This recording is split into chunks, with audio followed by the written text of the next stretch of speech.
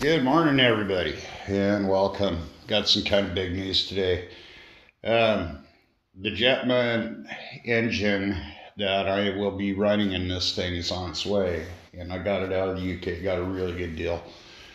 I am beside myself on this a little bit, and I've been very torn on the power plant that I wanted to use on this jet, and I got it used, and I just want to talk about buying used turbines a little bit. And it's just the particular engine that I got is a 160, which will fly this airplane beautifully. I've talked this off with Damiano, and the 160 will fly it well. It will still be capable of doing aerobatics. The 180 is ultimately probably the better of all of them, but the 160 will fly it. A 140 will fly it, but with real bad fuel efficiency. This airplane does not weigh this much, guys. And the one thing that I want to talk a little bit about is the overall weight of what this is going to be. And it's going to come in right at about, I'm guesstimating this with the way it's weighing now. My weight is very low, completed with both wings on it and adding a few things with everything else we're putting on it. The weight will be below 40 pounds total. And I'm going to talk a little bit more about that later down the road when we get ready to start balancing the airplane. And I'm going to be talking a little bit about some developments for this airplane that I'm waiting on a word back that are probably some really good and exciting news on a lot of things. But there's a lot of things that are going to come available for this particular airframe that I am actually personally designing and getting ready to go. Now, I've talked a lot about things in the past on what I'm doing here, and as you can see, I've installed one wing on this, and so that I could get the determination back here on that, on what this is. This is not done, it's not completed. I got a little bit of sheeting and some things to do in here. Now, I've already done it on this one as I've shown you guys, but I've not done it on this particular part of it yet because of the fact is I want to make sure that I'm getting my gaps and everything right. And I think that this needed a little bit of a correction right here. And in order to finish up cutting this wing and getting it ready for hinges and stuff, we're getting real close to getting it.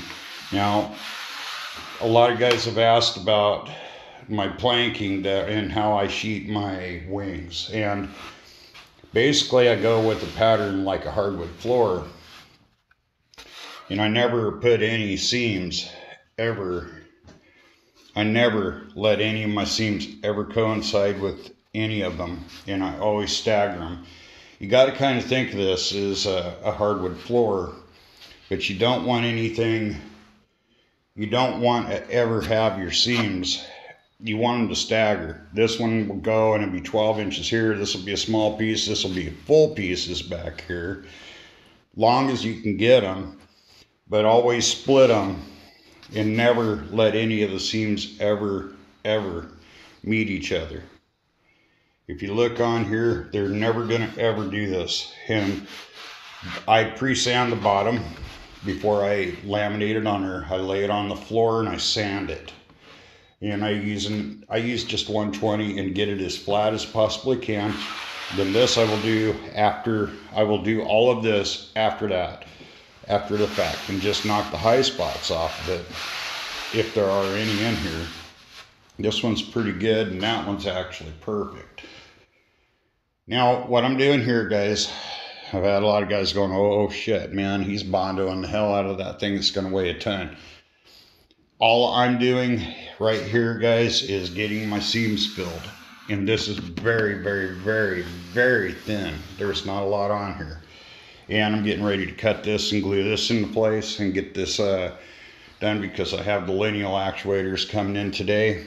And I'm going to make all this stuff work. So what I'm actually going to do, and it goes against a little bit everything, but I am going to cut this out, but I'm going to cut it out rough. I'm not going to cut it all the way out, but I am going to cut the centers of these out for clamping. I'm going to leave this in place, and then I'm going to start getting ready to epoxy this and clamp this into place in one piece. When I'm done here and I'm satisfied with the fit, and this has all been epoxied on in here, it'll actually suck in, which is what it's supposed to do. And it'll look real good. And then I will start working on this. But what I need to do is take this off, glass the inside, because it's going to be damn near impossible to get to with all this on here like that. And it just makes it a pain in the butt to do it, to sand it, because we are putting a cockpit in here. We've got a lot of really cool things coming on. Now this, if you look at the front, it looks rough, but what I got to do is get the Dremel out now and hog out all of this material that I've overflowed in here and get this piece to fit in.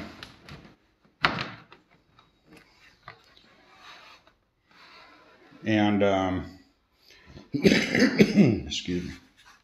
Once this is all set right where it goes, this will actually sit in real nice.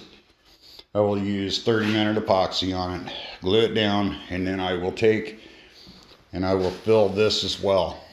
And I will sand this all out to get this, because it rounds out. Once that's all clamped in, you're going to see there's a little bit of a lip in there. And then what we're going to do is we're going to just sand that off to fit in there flush. And then this whole thing will be ready for primer, and we'll get that in. Now, the intake, it's got a lot of sanding to do, of course, but this is just very thinly put in, and then I will sand this out. And this is all just so I can true up any of the boogers that I've done. And what I'm using for this, guys, if you go and you use a lot of the Bondo stuff like that, you're going to go broke. So, you know, I buy it in a bigger capacity, because I will actually skim coat a lot of this. And this stuff sands so amazingly easy. It's not even funny. And this is an Evercoat product. And the reason I'm using this is because I don't want to put a lot of primer, because I am going to put a lot of primer on it. But I want to make sure that my paint job is how I like to put the primer on, is to get it, I'll guide coat it, I sand it once and done, and then I'll come back and do it again. The primer is going to fill a lot of these imperfections, but if you look here, I prefer to have this as much. Now all these little spots in here, that's what the primer is going to surface. And so what we're going to do here in most of the ways is come back and actually get all the filling done we're doing. I've got to get that in glass. And I did have a little bit of an accident in here yesterday, and I'm going to talk about why those clamps are back there real quick. And with that being said, I had its first crash yesterday, and I cannot emphasize enough, guys, if you guys do drop apart, these are pretty strong, but you want to fix these things as fast as you can. And basically, yeah, I knocked it off the damn rack, and I knocked it over and put a great big crack in it right here and down here, right in there. And it's like I said, if you break apart, fix it immediately. Also, I hooked one of these pieces right here, and I had a hell of a day here yesterday. And it was literally to the point where I'm trying so hard to get this ready for primer and get this piece ready for glass that I just totally and completely threw caution to the wind and totally just about destroyed the airplane. And if you're getting too excited to get things done, it's better to stop and leave it alone and go do something else, because if you don't, you're gonna wind up getting it. But guys, this is why I'm doing this. I don't want to see this seam when the hatch comes down, because I am putting panel lines and details on here I don't want anything taken away from what I'm doing. And then right here, what I'm doing right now is I'm body working this all in. And once I'm done, and then this is glass, I'll come back and touch this up too.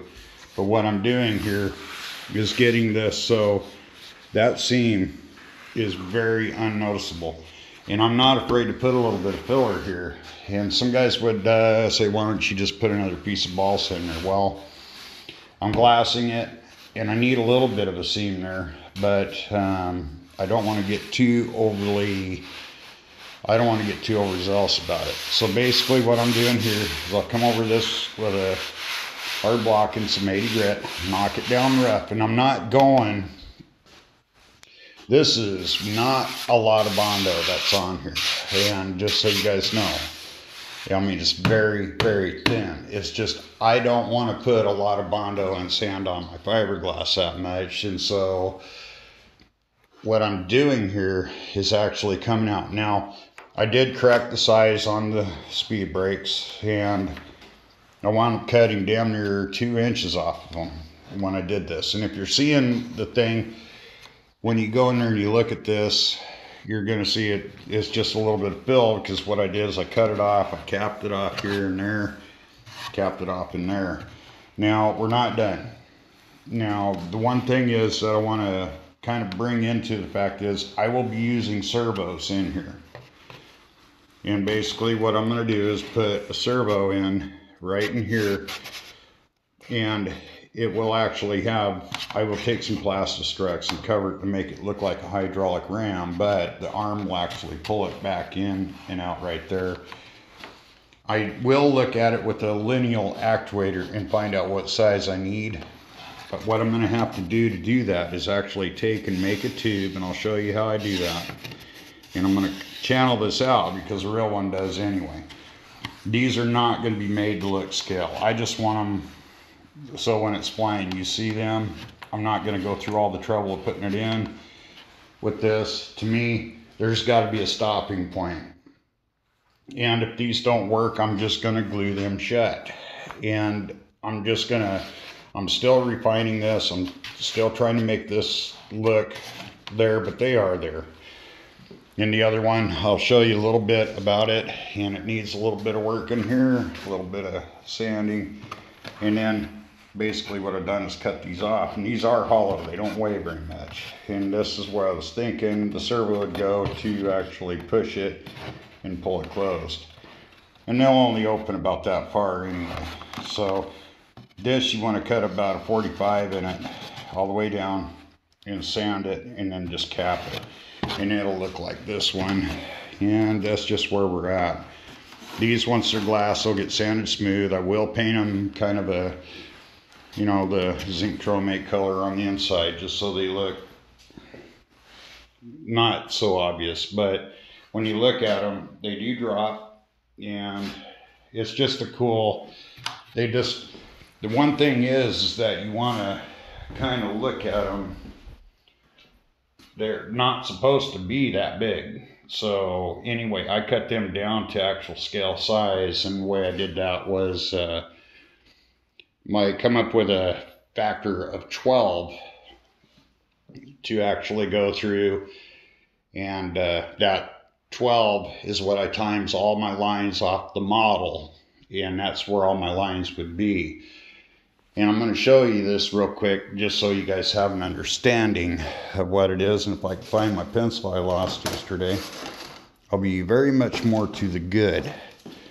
But anyway, I'm going to show you a little bit on this here real quickly. And the one thing is that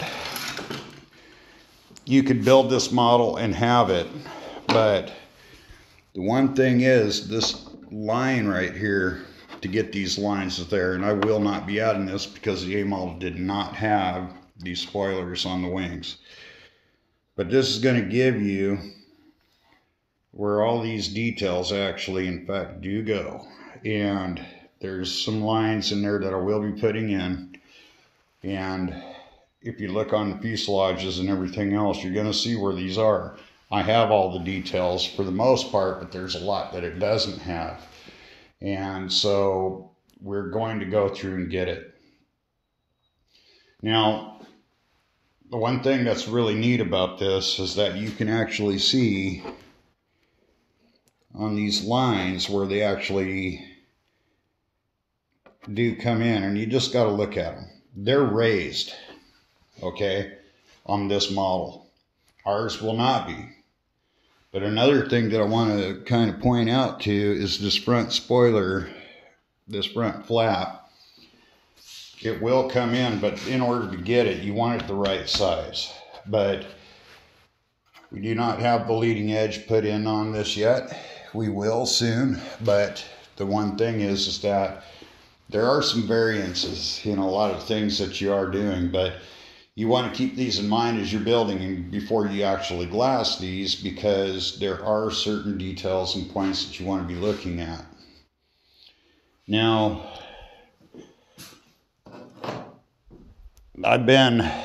there was a big dent right here, and I'm going to say it was because I am just right now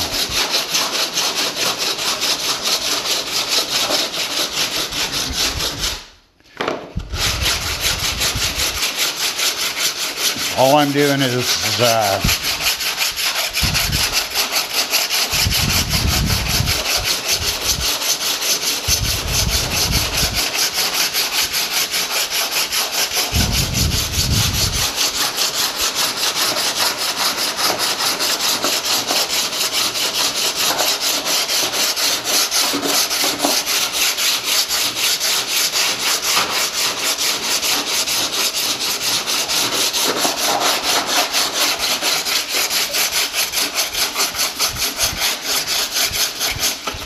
all I'm doing here, guys, is knocking it down and making assumptions of where everything should have been.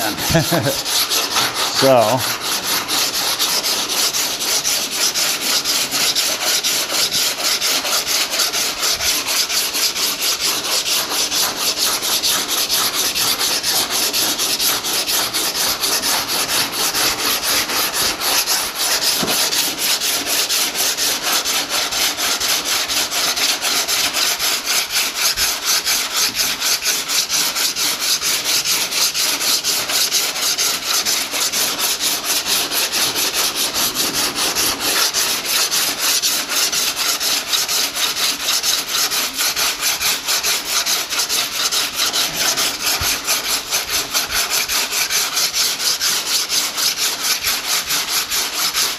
and this stuff sounds that easy, and that is just some 80 grit. And basically what I got here is a little bit more to take off, but just wanted to show you guys a little bit about how to get in and actually fix and feather out your stuff. And this stuff does really feather out really nice, and once you get it in there, it looks like a lot of filler, but I'm going to tell you something about this. This is actually lighter than what the primer would be. And with a good solid coat of primer on this, this is going to be freaking gorgeous. So, and you want to make sure you get it. But at the same time, I want to remind you guys too, is don't over sand everything too, because the airplanes are not straight. And no airplane is straight. This one is, but that will all change once the panel lines and everything go. You'll have just the right amount of ripples once I get that all in there. And again, your first panel line is going to be about 1/4 inch, and it's going to be shot level because it's going to come all the way over and down around in there. And you can kind of see where your station lines are going to be. And once you have that first line, your next one is going to be right about in here. And I will double check that measurement. You want to come down where this is actually, in fact, going to be all the way down. Once that's set in, that will be a panel line that comes down and comes around, and it comes down. It's completely a perfect 90 degree off the first line that you put in there. And that's what I'm kind of shooting for, is to get all this pretty much done. There's a lot of big things. And yes, we will be doing some bigger rivets with the Dremel, but we will the majority of them will be vinyl. And getting all these details done and getting all this little stuff in here to get this ready to go for primer is kind of a big deal. But as you can see, she's really taken a lot of really good shape here. And so I think one of the biggest things is take your time on this step, get your body work done and do it.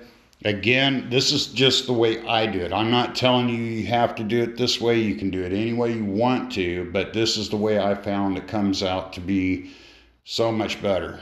And here's another little thing too.